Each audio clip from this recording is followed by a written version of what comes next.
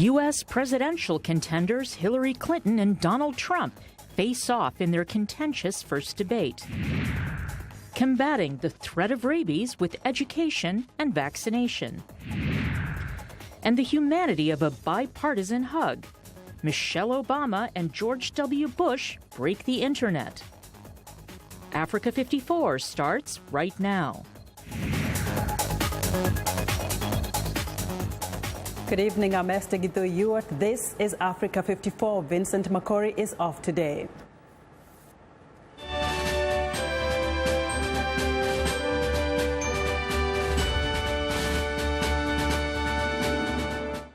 Tonight, we begin with the race for the White House. Democrat Hillary Clinton and Republican Donald Trump engaged in a contentious and at times combative first presidential debate Monday in Hempstead, New York. The presidential contenders clashed over foreign policy, the economy, and each other in a 90-minute debate that could prove to be one of the pivotal moments in the 2016 election campaign. VOA national correspondent Jim Malone has our report. The first debate showdown between Hillary Clinton and Donald Trump began with a cordial handshake. But it didn't take long for the rhetoric to heat up as the two candidates clashed over Trump's business background, Clinton's experience in government, and where each of them would like to take the country on fighting the Islamic State. She's telling us how to fight ISIS. Just go to her website. She tells you how to fight ISIS on her website. I don't think General Douglas MacArthur would like that too much. The next segment, we're continuing the subject of... Well, at least I have a plan to fight ISIS. No, you're telling the enemy everything you want to do. No, we're not. Trump also defended his decision not to release his tax returns, which are under audit, even though past candidates have done so. I will release my tax returns against my lawyer's wishes when she releases her 33,000 emails that have been deleted. And I have no reason to believe that he's ever going to release his tax returns because there's something he's hiding. But Clinton also took the opportunity to express regret over her use of a private email server while Secretary of State that has damaged her trustworthiness with voters. I made a mistake using a private email. That's for sure. And if I had to do it over again, I would obviously do it differently. The debate featured frequent interruptions, many by Trump, challenging Clinton's answers. Trump also noted she took time off to prepare for the debate. I've been all over the place. You decided to stay home, and that's okay. I think Donald just criticized me for preparing for this debate. And yes, I did. And you know what else I prepared for? I prepared to be president. Clinton put Trump on the defensive, calling Trump's years-long questioning of President Barack Obama's citizenship as a racist lie. Trump continued to insist he opposed the Iraq War, despite a 2002 radio interview to the contrary. And on the issue of temperament... Well, I have much better judgment than she does. There's no question about that. I also have a much better temperament than she has. His cavalier attitude about nuclear weapons is so deeply troubling. So a man who can be provoked by a tweet should not have his fingers anywhere near the nuclear codes. The two White House contenders will face off in two more debates. But next week's debate features the two vice presidential contenders, Democrat Tim Kaine and Republican Mike Pence. And joining us now with more perspective on last night's debate is VOA national correspondent Jim Malone. Hello, Jim. Hi, Esther. Do you think the debate last night has changed the minds of undecided voters? We'll know more in the next few days as we start to get polling data based on how people saw the debate, but not only that, how the news coverage shapes their opinion of the debate. Most of the folks watching, at least according to a CNN ORC poll, thought Clinton did the better job in the debate by a 2/3 margin. So the Clinton people were quite happy with the early returns on the debate. The Trump camp looked a little down, and I think they saw that for much of the debate, Donald Trump was put on the defensive by Hillary Clinton. He had some strong moments early on, especially questioning her extensive experience in government and the need for a change. But as the evening wore on, Trump seemed to have trouble getting away from being defensive. Again, Jim, the issue of race also came up, especially following various protests in the country after the shooting to death of various African Americans. And I don't know, how did that play out, Well, the two candidates sort of fell into familiar camps. Donald Trump emphasized the need to restore law and order, while also trying to extend an olive branch to the African-American community in the U.S., whereas Hillary Clinton was more in sympathy with African-Americans being targeted unfairly, in her view, by police at times, and talked about the need for justice reform, which is an issue that resonates in the black community. And again, the candidates tore into each other's emotions in the debate last night. Yeah. And when you look at it, it's like it gave viewers a little bit more about their personalities. What did you think? I was a little surprised to the extent that happened, because usually these debates, there's so much preparation that goes in that the candidates are very rote and programmed.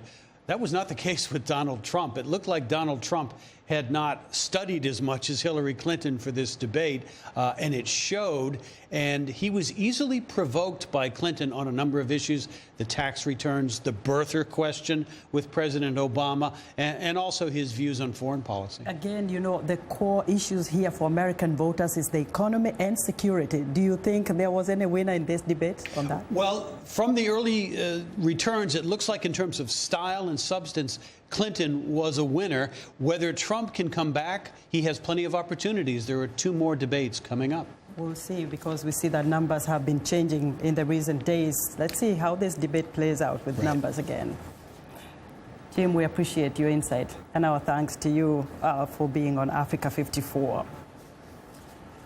Immediately after last night's debate, the spin among both pundits and students ensued over which candidate had earned bragging rights and who went home a loser. VOA's Raymond Taylor has more. On the Hofstra campus in Hempstead, New York, students and pundits scrutinized every word and movement by the 2 major party nominees in the first U.S. presidential debate of 2016. Once it was over, the dash to claims of victory was on. She gave depth to her answers. She didn't hesitate. He was a counterpuncher, and like a lot of counterpunchers, when you throw your jab and it misses, you get frustrated and you press. I think he, as the debate went on, had a hard time retaining focus. I mean, Trump had some moments where it's hard to keep track of what he was really talking about. Republicans, including former mayor of New York Rudolph Giuliani, whose controversial security policy of stop and frisk was praised by Trump during the debate, were quick to cast Trump as better prepared to improve law and order and the economy. She's a total phony. She was a failed Secretary of State, and what she demonstrated tonight is an incredible ignorance of the economy. How are you going to keep jobs in this country if you tax businesses more? Why would a business want to pay more taxes? But perhaps the best form of congratulations on Donald Trump's performance came from Donald Trump himself.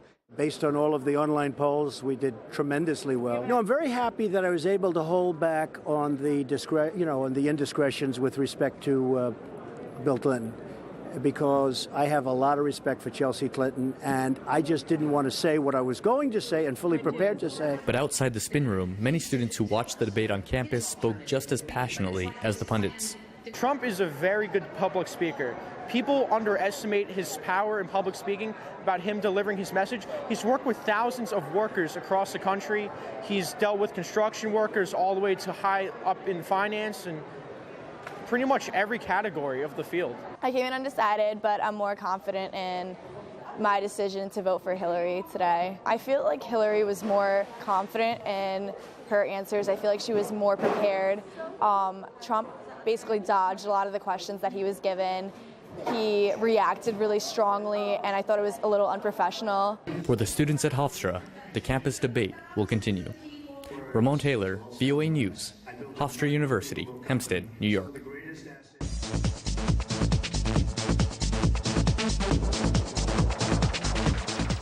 It's been a little over 2 years since Boko Haram abducted 276 girls from their school in the town of Chibok in Borno State, Nigeria. The abduction led to a worldwide condemnation of the terrorist group and a call for the government of Nigeria to rescue the girls. But many say that without social media, the abduction of the girls wouldn't have had the same level of attention as it eventually did.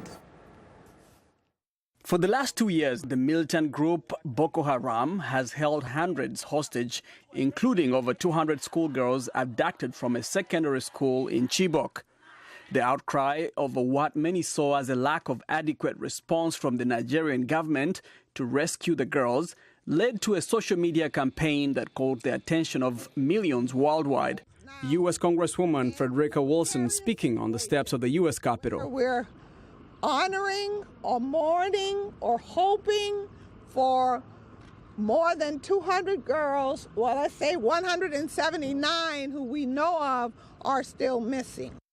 In the U.S., the Nigerian diaspora held vigils and walks to draw more attention to the plight of the girls. Omolola Adele also is the co-founder and the executive director of Act for Accountability. It's a Washington, D.C.-based African diaspora nonprofit organization. She's also one of the leaders of the Bring Back Our Girls campaign in the U.S. None of the girls who escaped were actually rescued by the Nigerian security forces. So we know for clearly that a search and rescue mission has not been successful. Omolola says that Nigeria's President Buhari has fallen short on an important campaign promise of committing more resources to finding the girls. That is not acceptable. To say that you don't know where they are, what does that mean? Do we fold our hands and say, okay, that we're done? In what has been described as a potential breakthrough in the rescue efforts, one of the Chibok girls was recently found at the edge of the Sambisa forest by a local vigilante group. The forest is a known stronghold of Boko Haram. On the next day, another girl was also found, but it turned out that she was not among those that had been abducted from Chibok. Nonetheless, the news gave hope to Omolola and many others who have been calling for more action from the Nigerian government. But perhaps what is more remarkable about the campaign to find the Chibok girls is the role played by social media in drawing the world's attention to the issue. Many believe that without social media, the plight of the girls would not have garnered international attention and solidarity. The hashtag Bring Back Our Girls rallied the global community, including the U.S. First Lady Michelle Obama. If it wasn't for the use of the hashtag Bring Back Our Girls, if it wasn't for social media, I believe that the previous Nigerian government would have just acted like this never happened. And we would have totally forgotten about these girls, which is because this is not the first time. Boko Haram has existed since the early 2000s. And there have been abductions and killings prior to this incident. But the sheer magnitude and the numbers and the fact that it was girls or young women, I think that was a wake-up call of, wait a minute, this Boko Haram thing is no joke. And since then, we have seen Africans using social media as a way to keep getting their voices heard, because we know that oftentimes speaking in our countries, there's impunity. Boko Haram has kidnapped hundreds of other individuals and killed an estimated 20,000 people during its 7-year insurgency.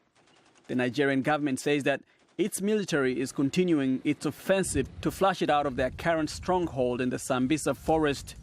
Omolola and other Nigerians in the diaspora remain hopeful that the rest of the girls will be found alive and return to their families.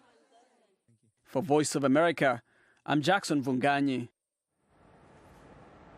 We want to know what you think about Africa 54 and the stories we cover. Join the conversation on Facebook. The address is Africa 54, and check out our headlines 24/7 on voaafrica.com. Coming up, international efforts to combat rabies. Stay with us.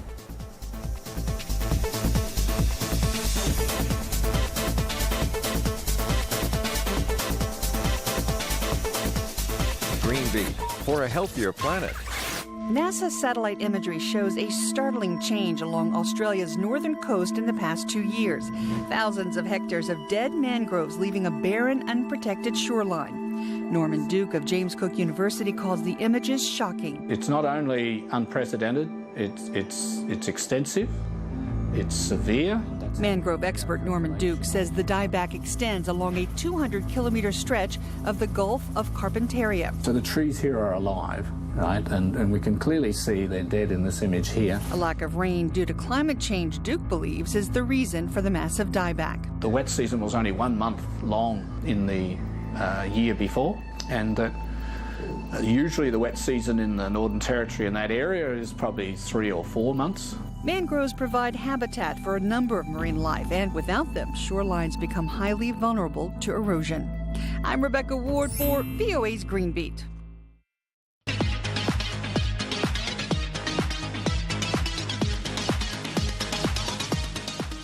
And joining us now is Africa 54 Hedy Adams-Fitzpatrick, standing in for Lino Mudu, with some news on cardiovascular disease. Hello, Hedy. Thank you very much, Esther. You're right. Cardiovascular disease kills more than 17 million people every year. It's the world's leading cause of death. Now, the World Health Organization has launched a new plan to beat back the threat of heart disease. Cigarette smoking, lack of physical activity, and high-salt diets increase people's chances of heart attacks.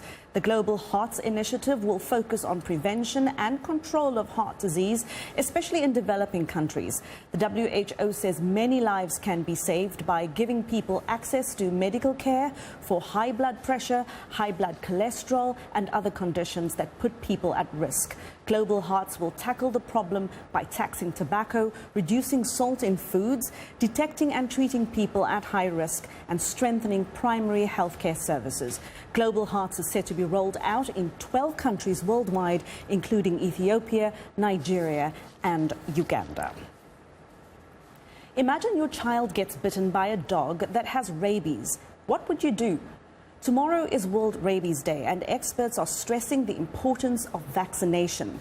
Rabies kills about 56,000 people every year, more than 60% of them children, mostly in Asia and Africa. Children are most at risk because of their size. Rabies causes the brain and central nervous system to swell up. Death is extremely painful. Both animals and humans develop an absolute fear of water. Vaccinating dogs is the only way to prevent rabies in wild and domestic animals. There is no treatment for rabies. You catch it, you die. Well, joining us live via Skype from Geneva, Switzerland is Professor Louis Nel. He's the Executive Director of the Global Alliance for Rabies Control. Professor, good morning. Thank you very much for joining us. Yes, good morning. Good evening from Geneva. You know, about 95% of rabies-related human deaths occur in Asia, but also in Africa. Why is that? In Asia and in Africa, and the reason for that really is the veterinary neglect of free-roaming dogs. Dogs, this is not a viable species, so often neglected, and we have the situation that human rabies needs to be addressed at the animal level. So it means that doctors and veterinarians need to work together, and that is often easier said than done. This was something interesting that I had not realized before, that the incidence of rabies tend to go up during times of war and natural disasters. Can you tell us a little bit about why that is? Well, I would say yes, absolutely. With natural disasters and war displaces people. And together with that, it displaces animals, causing more free roaming of animals and causing further neglect. So I think that is par for the course. What are some of the signs and the symptoms of rabies? So there are some typical signs, but it can also often be non-specific, which is a reason why it is often missed. So we do get hydrophobia, like you said in your introduction. You can get aggressiveness, you can get hypersalivation, you can also get paralysis. Unfortunately, these are symptoms that can often be confused with encephalitic meningitis or cerebral malaria. A study a couple of years ago from Malawi indicated that, or proved that 11% out of 134 children diagnosed with cerebral malaria, 11% of them actually died of rabies. So it is often misdiagnosed. Professor, tell us, what can parents do immediately to treat a bite or a scratch by a rabid animal, especially in far-flung places where people might not be able to get to a doctor very quickly? That is a very good question. I think a very important thing is to wash that wound with soap and running water for a number of minutes. So it was very thorough washing of the wound with running water and with soap. This is as an immediate intervention. This is critical. But then, of course, if at all possible, treatment should then afterwards still sought. Carry on. Professor Louis Nel, thank you. Please enjoy the rest of your evening. It has now dawned on me that it isn't morning, but evening.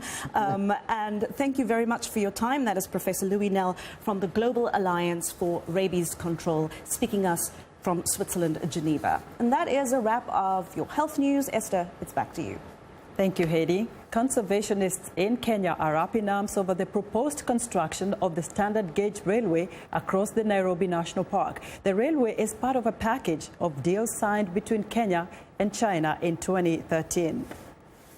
Standard gauge railway network is an ambitious project aimed at boosting trade and cutting transport costs across Eastern Africa. Kenya's President Uhuru Kenyatta launched the construction of the railway in 2013. Railway line, transport costs in the region are expected to reduce by more than 60%. This in turn will spur expanded production and reduce the cost of goods and services. This dividend is the prize we seek for East Africa. Kenya's National Environment Tribunal has put a hold on the construction of the railway line that would cut 6 kilometers through Nairobi's National Park following protests by conservationists who say the planned route will disrupt the already encroached wildlife and ecosystem. Kahindi Lekalhale is Public Affairs Director, Africa Network for Animal Welfare. When the southern bypass and the realignment of the railway was being done a couple of months ago, some of those animals were disturbed and they walked out of the park, and people actually found them in estates.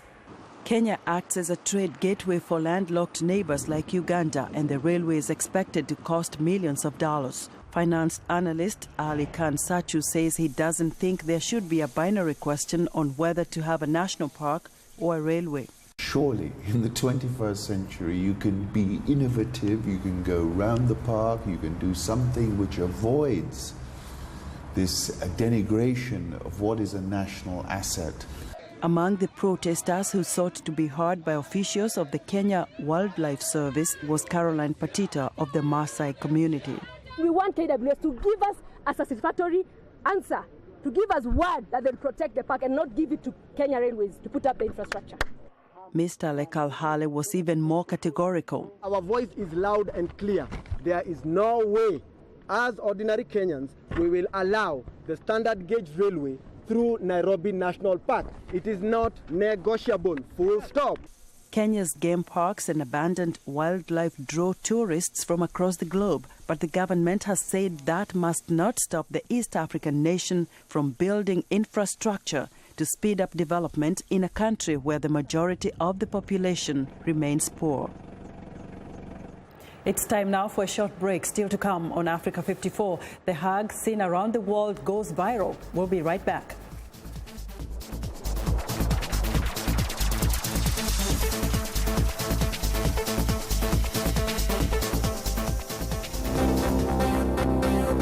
If you've just joined us, I'm Mariama Diallo, and here is a quick recap of today's headlines.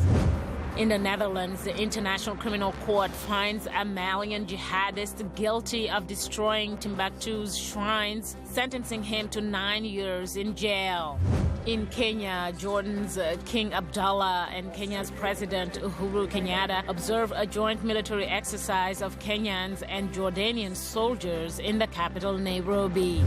In Gabon, the country remains divided over the recent election as preparations for the inauguration of President Ali Bongo gets underway.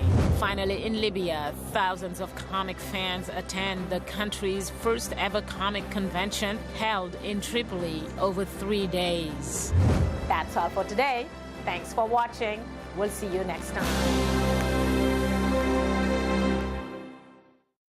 I am Sheikh Asali, host and senior editor of VOA's international call-in talk show, Straight Talk Africa. Today we'll examine the tobacco industry. We pretty much touch on anything that you can think of. Politics, health issues, human rights issues, you name it, we talk about it. The issues that we discuss are pertinent to most people on the African continent. A very, very rare and unique opportunity to interact with their leaders.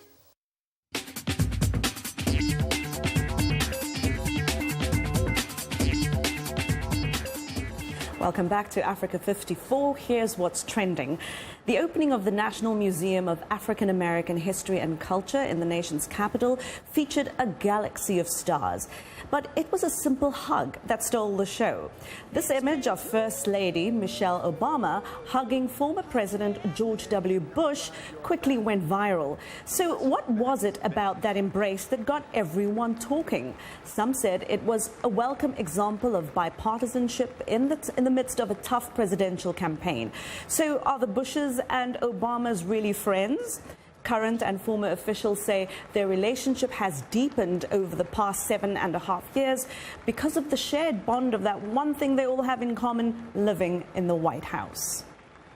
And in other political news, Democrat Hillary Clinton and Republican Donald Trump came under fire from celebrities and comedians on social media during yesterday's heated debate.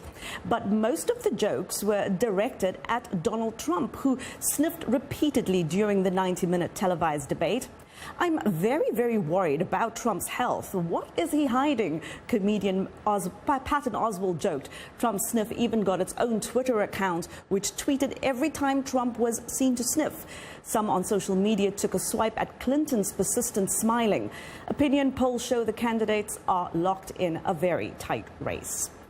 And now to a contest of a different kind, this one in Uganda. The Young Positive Beauty Pageant in Kampala is just like any other pageant, with one difference. By the end of the evening, one girl is crowned Miss Young Positive in the annual competition. But here the aim is to shine a light on the dangers of discriminating against those living with HIV and AIDS. Contestants are judged on their general knowledge of HIV matters rather than their performances as fashion models or dancers. The pageant's organizers say it's designed to engage young people in the HIV conversation. I think it's a wonderful idea. And that is what is trending today. Esther, it's back to you. Thanks, Heidi. And that's our show for today. Be sure to watch Africa 54 on our website at voaafrica.com. For more news, tune into VOA's evening radio show, Africa News Tonight, at 1800 UTC, and in the mornings to Daybreak Africa between 0300 and 0600 UTC, Monday through Friday. Thanks for watching, and good night from Washington.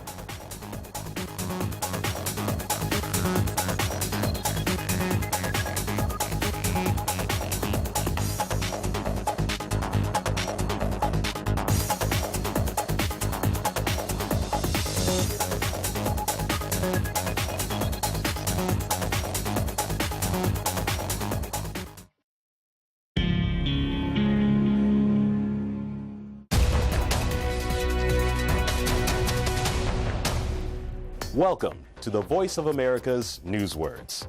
Today's word often is in stories about international politics or business. Geopolitical.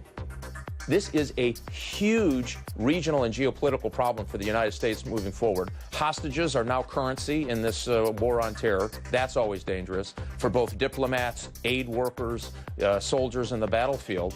Geography deals with the physical features of the Earth, like mountains, oceans, and country borders. The word geopolitical combines geography and politics. The term describes the political relationships among nations that affect their governments, economies, and citizens.